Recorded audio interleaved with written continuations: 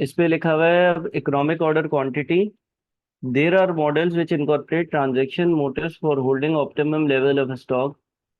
This is possible where a company is able to predict the demand for its input and outputs with perfect certainty, and where it knows with certainty that prices of inputs will remain constant for some reasonable length of time. वो बोलते हैं कुछ ऐसे models हैं जो आपको optimum level of stock मतलब कितना लेवल कंपनी को या कितना स्टॉक मेंटेन करना चाहिए या रखना चाहिए या परचेज करना चाहिए, इसके बारे में गाइड करते हैं. In such a situation, the optimum order will be determined by those costs that are affected by either the quantity of stock held or the number of orders placed. If more units are ordered at one time, fewer orders will be required per year. This will result in reduction in ordering cost. अच्छा, अब देखो वो ये कहता है कि अगर आप एक साथ ज्यादा चीजें मंगवाओगे ना, तो क्या फायदा होगा. अगर आप एक साथ ज्यादा चीजें मंगवाओगे, अगर आप एक ही ऑर्डर में एक साथ बहुत सारी चीजें मंगवाओगे, अगर आप एक साथ एक ही ऑर्डर में बहुत सारी चीजें मंगवाओगे तो आपकी ऑर्डरिंग कॉस्ट जो है ना वो कम हो जाएगी. डिस्काउंट भी मिलेगा और ऑर्डरिंग कॉस्ट भी कम हो जाएगी. ऑर्डरिंग कॉस्ट कैसे कम होगी. मिसाल के तौर पर मुझे पूरे साल में 120 चीजें चाहिए. मुझे अगर पूरे साल में 120 चीजें चाहिए, मैं एक एक्सेल फाइल भी खोल लेता हूँ आप लोगों को एक्सप्लेन करने के लिए.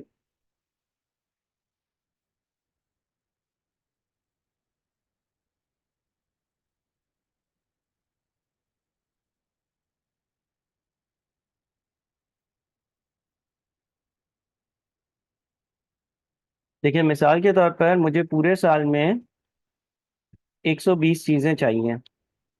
ठीक है. और मेरी जो ऑर्डरिंग कॉस्ट पर ऑर्डर है ना, ऑर्डरिंग कॉस्ट पर ऑर्डर, वो है लेट से 100 रुपये. अच्छा, मैं ऑर्डर साइज ऑर्डर साइज रखता हूँ 20 यूनिट्स. ऑर्डर साइज 20 यूनिट्स रखने का मतलब ये है कि मैं 20 चीज़ें मंगवाता हूँ, फिर 20 चीज़ें मंगवाता हूँ, फिर 20 चीज़ें मंगवाता हूँ. अगर मैं ऐसा करूँगा तो कितने नंबर ऑफ ऑर्डर्स होंगे, पूरे साल में मुझे कितने ऑर्डर्स प्लेस करने पड़ेंगे. अगर मुझे पूरे साल में 120 चीज़ें चाहिए, अगर मुझे पूरे साल में 120 चीज़ों की ज़रूरत है और मैं 20-20 कर चीज़ें मंगवा रहा हूँ, 20 मंगवाता हूँ, फिर 20 मंगवाता हूँ, फिर 20 मंगवाता हूँ, फिर 20 मंगवाता हूँ, तो मुझे पूरे साल में 120 डिवाइडेड बाई 20 यानी कि 6 बार ऑर्डर्स प्लेस करने होंगे. नंबर ऑफ ऑर्डर्स जो है ना वो 6 हो जाएंगे. ठीक है. 120 की डिमांड है और 20-20 कर मैं चीज़ें मंगवा रहा हूँ, तो मुझे पूरे साल में 6 बार ऑर्डर्स प्लेस करने पड़ेंगे. नंबर ऑफ ऑर्डर्स 6 होंगे. और मेरी जो टोटल ऑर्डरिंग कॉस्ट होगी, एक बार ऑर्डर प्लेस करने की कॉस्ट अगर 100 रुपये है, तो 6 बार ऑर्डर प्लेस करने की कॉस्ट हो जाएगी 600 रुपये. अच्छा, अगर मैं ऐसा करूं कि मुझे पूरे साल में 120 चीज़ें ही चाहिए हो और ऑर्डरिंग कॉस्ट 100 रुपये ही हो, लेकिन मैं ऑर्डर साइज 60 यूनिट्स कर दूं, यानी कि मैं एक वक्त पर 60 चीज़ें मंगवाऊं, तो मुझे पूरे साल में 120 डिवाइडेड बाई 60 यानी कि सिर्फ और सिर्फ 2 बार ऑर्डर्स प्लेस करने होंगे, चीज़ें चाहिए होंगी. और 2 बार के 100 रुपये के हिसाब से मेरा जो खर्चा होगा ना वो 200 रुपये होगा बस. 200 रुपये से ज़्यादा नहीं होगा. ठीक है. तो इसका मतलब ये हो गया कि हम एक चीज़ कह सकते हैं कि as order size increases, number of orders decrease, and so does the total ordering cost. अगर आप ऑर्डर साइज को इंक्रीज करते हो तो जो नंबर ऑफ ऑर्डर्स हैं वो डिक्रीज हो जाते हैं और टोटल ऑर्डरिंग कॉस्ट भी डिक्रीज हो जाती है. और किसी किस्म की भी कॉस्ट बचना कंपनी के लिए बेनिफिशियल है. ठीक है. किसी भी किस्म की कॉस्ट का बचना कंपनी के लिए बेनिफिशियल होता है. तो पहली चीज उसने आपको ये सिखाई कि देखें, अगर आप एक साथ ज्यादा चीजें मंगवाएंगे, एक साथ आप ज्यादा चीजें मंगवाएंगे तो एक साथ इकट्ठा ज्यादा चीजें मंगवाने से आपकी टोटल ऑर्डरिंग कॉस्ट पर क्या इम्पैक्ट पड़ेगा? पहले मैं 20 चीजें, फिर 20 चीजें, फिर 20 चीजें, फिर 20 चीजें मंगवाता था, तो मुझे 6 बार चीजें मंगवानी पड़ती थी। अब मैं 60 चीजें, फिर 60 चीजें, फिर 60 चीजें, फिर 60 चीजें मंगवाता, तो सिर्फ और सिर्फ साल में 2 बार ऑर्डर्स प्लेस करने पड़ते हैं, और लिहाजा ये मेरी टोटल ऑर्डरिंग कॉस्ट होती है। However, when fewer orders are placed, larger average stocks must be maintained, which leads to increase in holding costs. That is 10,000 divided by 2 into 270.95. Hence, total relevant cost ordering plus holding cost shall become this much, that is this much higher than the one calculated at 5,000 units. अच्छा, इसने एक numerical example कोई नीचे करी हुई होगी, उसी बल्कि ऊपर वाली मेरे ख्याल में न्यूमेरिकल एग्जांपल का रेफरेंस दे रहा। हम यहाँ पर इस बात को समझ लेते हैं अलग से। देखो, जब आप 20 चीजें मंगवाते हो, फिर 20 चीजें मंगवाते हो, फिर 20 चीजें मंगवाते हो, तो आप इस बात को समझो कि रखने के लिए, इस इन्वेंट्री को रखने के लिए आपको छोटी जगह चाहिए होगी, या आपको कम पैसे चाहिए होंगे। ठीक है, आपको सिर्फ 20 यूनिट्स खरीदने हैं। 20 यूनिट्स जब बिक जाएंगे तो फिर नए 20 यूनिट्स खरीदेंगे हम, फिर वो बिक जाएंगे तो नए 20 यूनिट्स खरीदेंगे हम। और जब आप 60 यूनिट्स एक साथ खरीदोगे तो आपको ज्यादा पैसे चाहिए होंगे, रखने के लिए एक बड़ी जगह चाहिए होगी। जिस तरह से ये कोई छोटा सा जनरल स्टोर हो जहाँ पर चीजें बिकती हैं, फिर दूसरी खरीदी जाती हैं, फिर बिकती हैं, फिर दूसरी खरीदी जाती हैं। और ये कोई बहुत बड़ा मेगा डिपार्टमेंटल स्टोर है कि जिसमें बहुत सारी चीजें एक ही तरह की पड़ी हुई होती हैं। अब जाहिर है ये जो बंदा जो 20 20 चीजें खरीदता है, इसकी इन्वेस्टमेंट भी कम होगी, इसको उस इन्वेंट्री को रखने के लिए जगह भी कम चाहिए होगी। 20 चीजें बेचता होगा, पैसे आते होंगे, फिर अगली 20 चीजें खरीदेगा। और यहाँ पर जब 60 चीजों की बात करेंगे तो उसको रखने के लिए बड़ा वेयर हाउस चाहिए होगा, बड़ी जगह चाहिए होगी, इन्वेस्टमेंट ज्यादा अमाउंट की लगी होगी, बहुत सारे इस तरह के फैक्टर्स होंगे। तो होता यह है कि अगर मैं होल्डिंग कॉस्ट की बात करूं, अच्छा, एक है हमारा फॉर्मूला एवरेज इन्वेंट्री का। एवरेज इन्वेंट्री का फॉर्मूला थोड़ा सा आप लोगों को इनिशियली तंग करेगा, लेकिन वो बाद में आपको समझ में आ जाएगा। ये होता है ऑर्डर साइज डिवाइडेड बाय 2। और लेट से आपकी एक होल्डिंग कॉस्ट पर यूनिट है, holding cost per unit. Let say holding cost per unit जो है ना वो 2 रुपए है। Holding cost per unit per annum. अच्छा, और एक और चीज क्या होती है, एक और होती है आपकी टोटल टोटल होल्डिंग कॉस्ट। ठीक है, पहले केस में आपकी जो एवरेज इन्वेंट्री होगी, पहले केस में जो आपकी एवरेज इन्वेंट्री होगी वो होगी ऑर्डर साइज डिवाइडेड बाय 2, यानी कि 10। दूसरे केस में आपकी जो एवरेज इन्वेंट्री होगी वो होगी ऑर्डर साइज डिवाइडेड बाय 2, यानी कि 60 डिवाइडेड बाय 2, यानी कि 30। Holding cost per unit per annum जो है वो 2 रुपए होगी, और टोटल होल्डिंग कॉस्ट जो होगी ना, टोटल होल्डिंग कॉस्ट वो यहाँ पर 10 × 2 यानी कि 20 होगी, और यहाँ पर 30 × 2 यानी कि 60 होगी। तो बात सारी ये है कि अगर मैं दोनों जगहों को कंपेयर करूं, अगर मैं दोनों जगहों को कंपेयर करूं तो ऊपर वाले केस में मेरी बचत टोटल ऑर्डरिंग कॉस्ट में तो है, क्योंकि जब ऑर्डर साइज ज्यादा होता है, नंबर ऑफ ऑर्डर्स कम होते हैं, नंबर ऑफ ऑर्डर्स कम होते हैं, तो टोटल ऑर्डरिंग कॉस्ट कम होती है। लेकिन यहाँ पर आपको जगह कम चाहिए, यहाँ पर आपको जगह ज्यादा चाहिए, लिहाजा आपकी जो टोटल होल्डिंग कॉस्ट होती है ना वो इंक्रीज हो जाती है। आप खुद सोचे ना कि अगर आप 20 चीजें मंगवा रहे हैं तो छोटी जगह पर उसको रख सकते हैं, और अगर 60 चीजें मंगवा रहे हैं तो उसको रखने के लिए एक बड़ी जगह की जरूरत पड़ेगी। तो ये दोनों कॉस्ट जो है ना, हम इफेक्टिवली ये कह सकते हैं, हम इफेक्टिवली एक और चीज यहाँ पे लिख देते हैं, as as order size increases, average inventory increases, and so does the total holding cost. ठीक है, ये एक बात हम ऊपर वाले जुमले की तरह यहाँ पर भी मेंशन कर सकते हैं। दूसरा, हम एक यहाँ पर कंक्लूजन भी लिख सकते हैं। कंक्लूजन ये लिख सकते हैं कि total ordering cost and total ordering cost and total holding cost are inversely related to each other. ठीक है जी, दोनों में, टोटल ऑर्डरिंग कॉस्ट में और टोटल होल्डिंग कॉस्ट में एक इनवर्स या एक ऑपोजिट रिलेशन है। एक इंक्रीज होगा तो दूसरा डिक्रीज होगा। मैं चाहूंगा कि आप इसको भी कॉपी करें, मजीद आगे बढ़ने से पहले इसको भी कॉपी कर लें। अच्छा जी, उसके बाद यहाँ पे लिखा हुआ है therefore an optimum level must be determined at which the total relevant cost is minimized. The optimum level is called economic order quantity. अच्छा, अब ऑप्टिमल लेवल क्या होता है? ऑप्टिमल लेवल क्या होता है? देखिए, इन्वेंट्री से रेलेवेंट जो है ना, वो चार तरह के खर्चे हैं जो आप अभी पढ़ोगे। मैं जरा इन्वेंट्री से रेलेवेंट जो चार तरह के खर्चे हैं ना, वो मैं बता देता हूँ आपको। एक आपके पास खर्चा होता है इन्वेंट्री की परचेज प्राइस या परचेज कॉस्ट। परचेज प्राइस या परचेज कॉस्ट क्या है?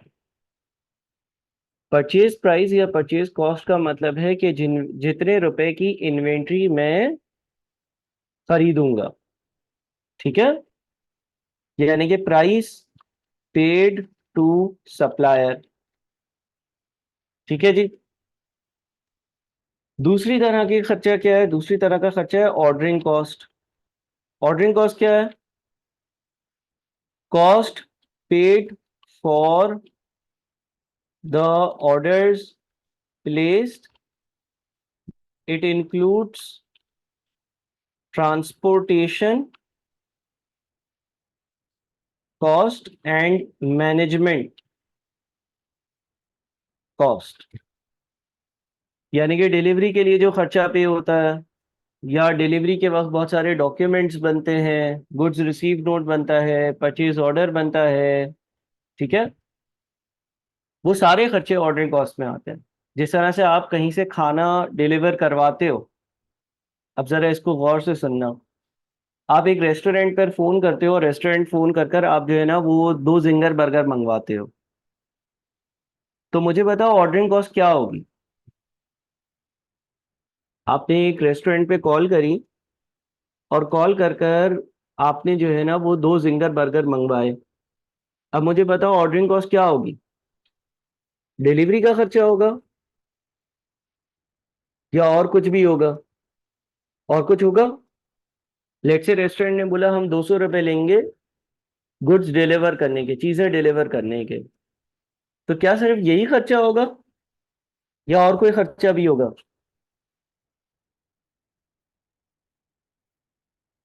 नहीं, परचेज प्राइस तो, परचेज कॉस्ट की तो बात ही नहीं कर रहा ना। नहीं, जिंगर का तो खर्चा होगा, चलो वो तो परचेज कॉस्ट में आ गया ना। मैं पूछ रहा हूँ ऑर्डरिंग कॉस्ट में क्या क्या आएगा। देखो, ऑर्डरिंग कॉस्ट में एक तो डिलीवरी का खर्चा होगा जो जाहिर तौर पर आपको नजर आ रहा है कि भाई 200 रुपये रेस्टोरेंट ने लिए, ठीक है, लेकिन एक कंपनी में हर तरह का हिसाब होता है। तो जो 200 रुपये डिलीवरी के लिए पे करे वो भी ऑर्डरिंग कॉस्ट है। अच्छा, टैक्स तो चलो प्राइस में इंक्लूडेड है ना, उसकी बात नहीं कर रहा। देखो, आपने फोन किया ना, फोन फोन करने के लिए फोन उठाया और कॉल करी, तो फोन करने के जो पैसे हैं वो लगे, ठीक है। अच्छा, घर पर तो आपकी कोई सैलरी नहीं होती है, जब आप घर के लिए खाना मंगवाते हो तो कोई सैलरी नहीं होती है, लेकिन कंपनी में तो बहुत सारे ऑर्डर्स आ रहे होंगे, जा रहे होंगे, तो वो फोन करने वाला जो बंदा होगा उसकी तनख्वाह होगी। वो जो फोन करने वाला बंदा होगा उसकी तनख्वाह होगी। अच्छा, कंपनी में हर चीज लिखत पढ़त के साथ होती है, लिख कर होती है। तो जब वो बंदा फोन कर रहा होगा तो वो एक टाइप करके लेटर बना रहा होगा कि मैंने कंपनी के लिए दो जिंगर बर्गर खरीदे। एग्जाम्पल दे रहा हूँ, वो कोई भी रॉ मटेरियल हो सकता है, कोई भी चीज हो सकती है। तो वो प्रिंट आउट निकला होगा, उसका पेज होगा, ठीक है। तो बहुत सारे देखो, ऑर्डरिंग कॉस्ट जो है ना उसके वाजे तौर पर सामने तो नजर आता है कि भाई सिर्फ और सिर्फ वो जो ट्रांसपोर्टेशन का खर्चा है, लेकिन उससे रेलेवेंट बहुत सारे खर्चे होते हैं। अगर कम ऑर्डर्स होंगे तो ये खर्चे कम होंगे, अगर ज्यादा ऑर्डर्स होंगे तो ये ज्यादा होंगे। ठीक है। लोगों का टाइम लगता है कंपनी में, मुख्तलिफ तरह के डॉक्यूमेंट्स बनते हैं। कंपनी में तो सिर्फ 500 रुपए के दो जिंगर तो नहीं आते ना, 5 5 10 10 करोड़ रुपए की इन्वेंट्री भी आ रही होती है। अच्छा, उसके बाद होल्डिंग कॉस्ट। होल्डिंग कॉस्ट में क्या क्या आ सकता है? होल्डिंग कॉस्ट के लिए cost paid for holding inventory, it includes, इसमें शामिल है, इट इंक्लूड्स, इसमें क्या शामिल है? इट इंक्लूड्स इसमें शामिल है, इसमें क्या शामिल है? होल्डिंग कॉस्ट में एक तो वेयर हाउस का रेंट हो सकता है, इंश्योरेंस हो सकती है, जो फाइनेंस यानी कि जो पैसा आपका लगा वो पैसा हो सकता है, इन्वेंट्री की सिक्योरिटी के लिए कोई सिक्योरिटी गार्ड हो सकता है, कोई स्टोर वाला बुक कीपर हो सकता है। अच्छा, फिर एक और चीज कहलाती है मजेदार सी, वो कहलाती है स्टॉक आउट कॉस्ट। ये कुछ देर में आएगी। Stock out cost, stock out cost क्या होती है? ये एक तरह से अपॉर्चुनिटी कॉस्ट होती है। ठीक है। अब ये थोड़ी देर बाद मैं एक्सप्लेन करूंगा जब इससे रेलेवेंट आप लोगों के पास सवाल आएंगे। स्टॉक आउट कॉस्ट इफेक्टिवली क्या होता है कि लेट से आ, एक छोटा दुकानदार है। ठीक है, एक आपके गली के मोहल्ले में एक जनरल स्टोर है, और उसने जो है ना 4 केचप के पाउचेस रखे हुए हैं, 3 4 डबल रोटियां रखी हुई हैं, 2 3 दर्जन अंडे रखे हुए हैं, 3 मायोनीज रखे हुए हैं, 2 3 जैम की बॉटल्स रखी हुई हैं, 2 3 मसाले रखे हुए हैं अलग अलग तरह के, 2 3 बिस्किट रखे हुए हैं, 2 3 चिप्स रखे हुए हैं। अब आप केचप खरीदने गए उसके पास। ठीक है। और आपने बोला कि यार मुझे एक्स कंपनी की एक्स कंपनी का 1 किलो वाला केचप का पाउच दे दो। अब उसने बोला कि यार नहीं है, या तो उसने बोला कि खत्म हो गया है, या तो उसने बोला कि भाई खत्म हो गया है, लेकर आया था, कल आ जाएगा। या तो उसने बोला नहीं यार हम नहीं रखते हैं इसलिए क्योंकि ये गली मोहल्ले की छोटी सी दुकान है, तो इस पे उसकी इतनी डिमांड नहीं है। ठीक है। तो वो चीज बेचकर वो बंदा, अगर काश उस बंदे के पास होती, उसके दिमाग में क्या होता, उसके दिमाग में क्या होता, उसके दिमाग में आता कि यार एक कस्टमर खाली हाथ जा रहा है, काश मैंने अपनी दुकान में ये चीज भी रखी होती तो ये बिकती, और ये बिकती तो ये कस्टमर मुझे पैसे भी देकर जाता, है ना? तो हुआ क्या, उसका कोई नुकसान नहीं हुआ, लेकिन वो यूं सोचेगा कि कस्टमर गवा बैठा मैं, काश मैं ये 4 चीजें भी रख लेता, काश मैं कोल्ड ड्रिंक में भी 10 वैरायटियां रख लेता। रोज एक बंदा आता है, वो एक कोई स्पेसिफिक तरह की कोल्ड ड्रिंक मांगता है जो मैं नहीं रखता, क्योंकि मेरे पास पैसे नहीं है, फाइनेंसिंग नहीं है। तो स्टॉक आउट कॉस्ट का क्या मतलब है? स्टॉक आउट कॉस्ट का मतलब ये है कि जो मैं कमा सकता था और नहीं कमा पाया due to having less stock, due to having less inventory, वो स्टॉक आउट कॉस्ट है। ठीक है। कुछ बात समझ में आ गई? तो स्टॉक आउट कॉस्ट इस तरह की कॉस्ट होती हैं कि काश जो आप कमा पाते और ना कमा पाए। सही है। अच्छा, एक और चीज भी स्टॉक आउट कॉस्ट में आती है। एक दुकान है तुम्हारे घर के पास, वहां पर तुम 4 चीजें मांगते हो ना, 3 मिल जाती हैं, एक नहीं मिलती है। तो वो दुकानदार तुम्हें बोलता है यार ये अगली दुकान से ले लो, बाकी 3 ले लो मुझसे। अगले दिन आप फिर गए, फिर ऐसा ही हुआ, आपने 3 4 चीजें मांगी, 4 मांगी आपने, उसने 2 दे दी, बोला यार 2 नहीं है अगली दुकान से ले लो। अगले दिन आप फिर गए, फिर आपने उसे 5 6 चीजें मांगी, 5 में से उसने 4 दे दी आपको, एक उसने बोला यार मेरे पास खत्म हो गई है, अगली दुकान से ले लो। अब मुझे एक बात बताओ, अगर ये रूटीन बन जाए, रोज तुम जाते हो और तुम्हें पता चलता है चार में से तीन चीजें, पांच में से चार चीजें होती हैं, छह में से तीन चीजें मिलती हैं, तीन नहीं मिलती हैं, तो इवेंचुअली कुछ टाइम बाद क्या होगा? कुछ टाइम बाद तुम ये सोचोगे कि यार इस दुकान पर जाते ही नहीं है, क्योंकि यहाँ पर चार चीजें मांगो तो तीन मिलती हैं, फिर एक नहीं होती है, फिर ये अगली दुकान पर भेजता है, फिर वहां से खरीदनी पड़ती है। ऐसा ही होगा ना, या नहीं होगा? तो इवेंचुअली इवेंचुअली स्टॉक कम रखने की वजह से, इन्वेंट्री कम रखने की वजह से, वो दुकानदार अपना एक परमानेंट कस्टमर खो बैठेगा। परमानेंट कस्टमर जो उसका पक्का ग्राहक था वो खो बैठेगा, इसलिए क्योंकि रोज तुम उसको बोलते थे कि यार तीन चीजें एक नहीं है, अगली दुकान से ले लो।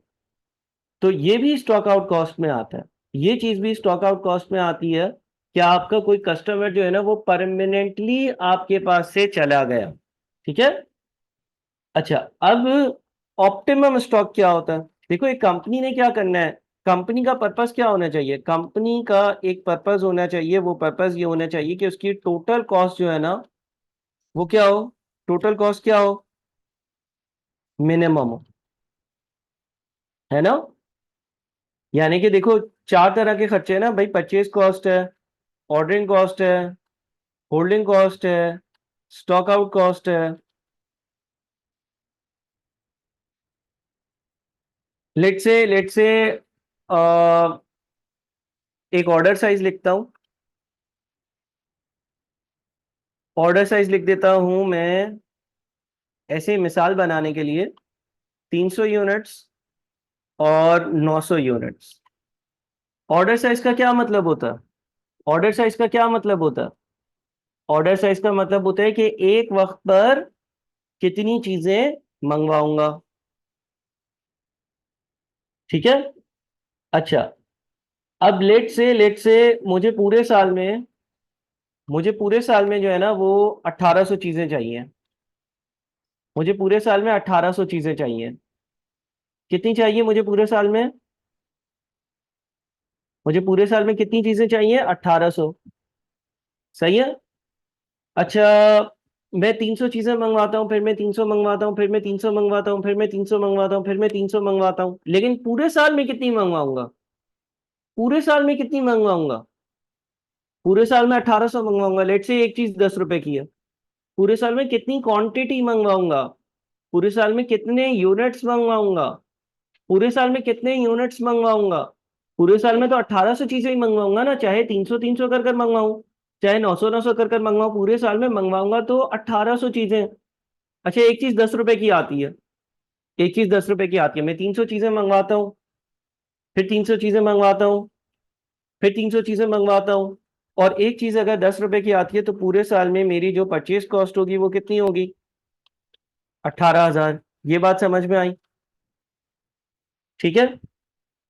अच्छा, अगर मैं 900 900 कर चीजें मंगवाऊं, अगर मैं 900 मंगवाऊं, फिर मैं 900 मंगवाऊं, फिर मैं 900 मंगवाऊं, फिर मैं 900 मंगवाऊं, फिर मैं 900 मंगवाऊं, फिर भी पूरे साल में कितनी चीजें होंगी? फिर भी पूरे साल में कितनी चीजें मंगवाऊंगा? फिर भी पूरे साल में कितनी चीजें मंगवाऊंगा? फिर भी पूरे साल में 1800 चीजें ही मंगवाऊंगा। ठीक है। अच्छा, मैं जिससे चीजें खरीदता हूँ ना उसने बोला है कि अगर तुम एक वक्त पर 500 से ज्यादा चीजें हमसे मंगवाओगे ना, एक वक्त पर 500 से ज्यादा चीजें मंगवाओगे तो मैं तुम्हें एक चीज 9 रुपए की दूंगा, 10 की नहीं दूंगा। अगर मैं एक वक्त पर 500 से ज्यादा चीजें मंगवाऊंगा, अगर मैं एक वक्त पर 500 से ज्यादा चीजें मंगवाऊंगा तो मुझे एक चीज कितने की पड़ेगी? 9 रुपए की। तो मैं तो 900 मंगवा रहा हूं, फिर 900 मंगवा रहा हूं, तो इसका मतलब मुझे पूरे साल में ये जो 1800 चीजें चाहिए ये कितने रुपए की पड़ेंगी? 9 रुपए के हिसाब से पड़ेंगी ना। इसलिए क्योंकि मैं पहले 900 चीजें मंगवाई, तो वो 500 से ज्यादा है, उसने बोला 10 की नहीं लगाऊंगा, 9 की लगाऊंगा, क्योंकि तुम 500 से ज्यादा चीजें खरीद रहे हो, मैं तुम्हें बल्क परचेज डिस्काउंट दे रहा हूँ। फिर मैंने दूसरी बार दोबारा से 900 चीजें मंगवाई, तो अगेन वो 500 से ज्यादा थी, 500 से ज्यादा थी, तो उसने बोला भाई डिस्काउंट मिलेगा, और एक चीज 10 के बजाय 9 रुपए की होगी, तो पूरे साल में मुझे कितने पैसे देने पड़ेंगे परचेज कॉस्ट के हवाले से? 16,200। ठीक है। कहने का मकसद क्या है? कहने का मकसद ये है कि कभी कभी due to bulk purchase, company is able to get discounts. कभी कभी बल्क परचेज की वजह से, कभी कभी बल्क परचेज की वजह से, एक साथ चीजें खरीदने की वजह से कंपनी को डिस्काउंट मिल जाता है। अगर मैं 300 कर कर मंगवाता तो सप्लायर मुझे 300 into 10, 300 into 10, 300 into 10, 300 into 10, 300 into 10, 300 into 10 यानी कि 1800 इंटू 10 यानी कि 18,000 रुपए चार्ज करता पूरे साल के। अगर मैं 900 इंटू 9 दो बार चीजें मंगवाता हूँ तो 1800 चीजों के मुझे 16,200 रुपए ही पे करना पड़ेंगे सिर्फ और सिर्फ। अच्छा, अब आ जाओ ऑर्डरिंग कॉस्ट पर। पहले केस में कितने ऑर्डर्स प्लेस होंगे? 1800 की डिमांड है पूरे साल की, पूरे साल में 1800 चीजें चाहिए। एक वक्त पर मैं 300 चीजें मंगवाता हूं तो मुझे 6 बार चीजें मंगवानी होंगी, मुझे 6 बार चीजें मंगवानी होंगी। तो अगर मुझे 6 बार चीजें मंगवानी होंगी, एज्यूम कर लो एक बार चीजें मंगवाने का किराया है 100 रुपए। एक बार चीजें डिलीवर करने का, एक बार चीजें मंगवाने का, एक बार अपनी चीजें प्रेमिसेस पे लेकर आने का जो किराया है ना वो 100 रुपए है। तो मेरा किराया या मेरी ऑर्डरिंग कॉस्ट जो है वो 100 रुपए पर ऑर्डर है। तो 6 बार चीजें मंगवा रहा हूँ, एक बार ऑर्डर प्लेस करने की ऑर्डरिंग कॉस्ट अगर 100 रुपए है तो टोटल मुझे जो पैसा पे करना पड़ेगा ऑर्डरिंग कॉस्ट के लिए वो कितना होगा? ऑर्डरिंग कॉस्ट के लिए कितना होगा? 600। अच्छा, अगर मैं 900 कर चीजें मंगवाता हूं तो 1800 डिवाइडेड बाई 900 यानी कि 2 बार चीजें मंगवाऊंगा।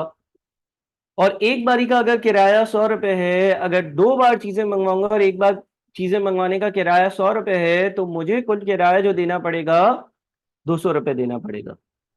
तो किराया क्यों कम हो रहा है?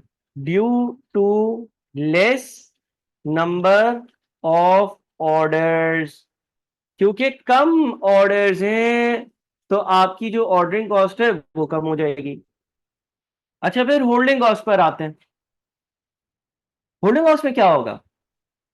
सर आप 300 चीजें मंगवा रहे हो, आप एक साथ 900 चीजें नहीं मंगवा रहे हो, यानी कि आपको उसको रखने के लिए कम जगह चाहिए, कम जगह चाहिए। अच्छा, होल्डिंग कॉस्ट के लिए हमने पढ़ा order size divided by 2, order size divided by 2 या एवरेज इन्वेंट्री, इसको हम एवरेज इन्वेंट्री भी कहते हैं। एवरेज इन्वेंट्री कैसे आती है? Order size divided by 2, order size divided by 2, इससे आपकी एवरेज इन्वेंट्री आती है।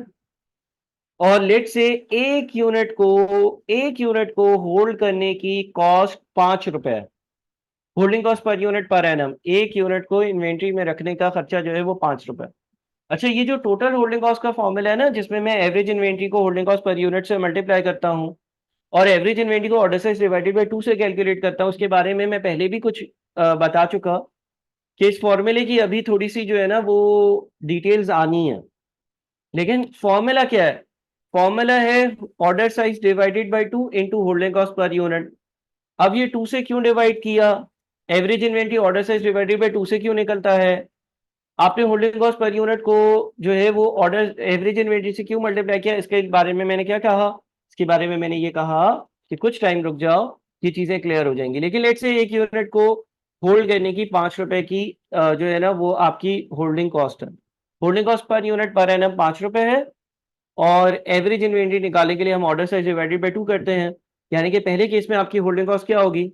750। दूसरे केस में क्या होगी? Order size divided by 2 into holding cost per unit per annum यानी कि 5 रुपए यानी कि 2250। दूसरे केस में ऑर्डरिंग होल्डिंग कॉस्ट ज्यादा क्यों है? दूसरे केस में होल्डिंग कॉस्ट ज्यादा क्यों है?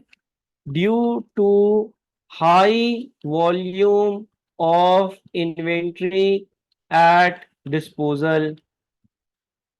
क्योंकि ज्यादा इन्वेंट्री परचेस कर रहे हो एक साथ, रखने के लिए ज्यादा बड़ी जगह चाहिए होगी। बात समझ में आ रही है? अच्छा, अब स्टॉक आउट कॉस्ट की कैलकुलेशन जो है ना वो अभी पल्ले नहीं बैठेगी, अभी इधर नहीं, खोपड़े में नहीं घुसेगी। लेकिन स्टॉक आउट कॉस्ट का कॉन्सेप्ट मैंने देना शुरू कर दिया आपको। स्टॉक आउट कॉस्ट का कॉन्सेप्ट क्या है? चीजें खत्म हो जाएं तो दुकानदार ये सोचे काश यार ये कस्टमर आता और ये चीज मेरे पास पड़ी भी होती, इसको बेच सकता हूं। या कस्टमर बार बार आए, बार बार आए, बार बार आए और मैं उसको बोलूं 4 में से 3 चीजें हैं, 5 में से 4 चीजें हैं, नाराज हो जाए, परमानेंटली चला जाए। अब मुझे बताओ, स्टॉक आउट यहां होने के ज्यादा चांसेस हैं केस ए में, केस नंबर 1 कह देते हैं इसको। केस नंबर 1 में स्टॉक आउट होने के ज्यादा चांसेस हैं या केस नंबर 2 में? केस नंबर 1 में स्टॉक आउट होने के ज्यादा चांसेस हैं या केस नंबर 2 में स्टॉक आउट होने के ज्यादा चांसेस हैं? अकल लड़ाओ, अकल लड़ाओ। केस 1 में स्टॉक आउट होने के ज्यादा चांसेस हैं। क्यों सर? इसलिए क्योंकि ये बंदा 300 चीजें लाता है, खत्म होती है फिर अगली लाता है, खत्म होती है फिर अगली लाता है। ये बंदा 900 चीजें लाता है। ठीक है। देखो, ये इसी तरह की एग्जांपल है कि कोई आपके गली गली मोहल्ले में कोई जो है वो दूध दही वाला है, उसने 4 डबल रोटियां रखी हुई हैं, 4 ब्रेड्स रखी हुई हैं। ठीक है। सुबह सुबह पहले 4 कस्टमर आएंगे, बेच देगा उनको, खत्म हो गई, खत्म हो गई। ठीक है। दूसरे ने 8 रखी हुई है, दूसरे ने 8 रखी हुई है, तो पहले 8 कस्टमर्स को वो इंटरटेन कर सकेगा, फिर 9th कस्टमर पर उसका स्टॉक आउट शुरू होगा। ठीक है। यानी कि ऑर्डर साइज कम होगा तो स्टॉक आउट होने के चांसेस ज्यादा होंगे, क्योंकि आप अगर कम चीजें रखोगे फिर वो बिक जाएंगी तो दूसरी चीजें खरीदोगे। तो ऐसे हालात में ऐसा हो सकता है कि कोई कस्टमर आपके पास आए और वो चीज आपके पास ना हो। मान लो कि यहाँ पर स्टॉक आउट कॉस्ट जो है वो 500 रुपए है और यहाँ पर स्टॉक आउट कॉस्ट जो है वो 100 रुपए है। ठीक है। तो हम ये कह सकते हैं कि stock out cost is inversely proportional to holding cost as well as order size. ठीक है। स्टॉक आउट कॉस्ट अगर कम हो रही है, सॉरी, हाँ, स्टॉक आउट कॉस्ट अगर कम हो रही है, होल्डिंग कॉस्ट बढ़ रही है। होल्डिंग कॉस्ट ज्यादा चीजें रखना, ज्यादा चीजें रखूंगा तो उसको रखने के लिए ज्यादा पैसे पे करने पड़ेंगे, लेकिन स्टॉक आउट होने के चांसेस कम हो जाएंगे। बात समझ रहे हो? कम चीजें रखूंगा तो रखने के लिए कम पैसे चाहिए, लेकिन स्टॉक आउट होने के चांसेस बढ़ जाएंगे। ठीक है जी। अब देखो, अगर अगर कंपनी इस हिसाब से चले, अगर कंपनी इस हिसाब से चले, अगर कंपनी 300 फिर 300 फिर 300 फिर 300 फिर 300 फिर 300 फिर 300 चीजें मंगवाए, तो ये खर्चे होंगे कंपनी के। अगर कंपनी जो है वो 900 फिर 900 फिर 900 फिर 900 इस तरह से चले तो ये खर्चे होंगे। तो कंपनी की टोटल कॉस्ट पहले केस में कितनी बन रही है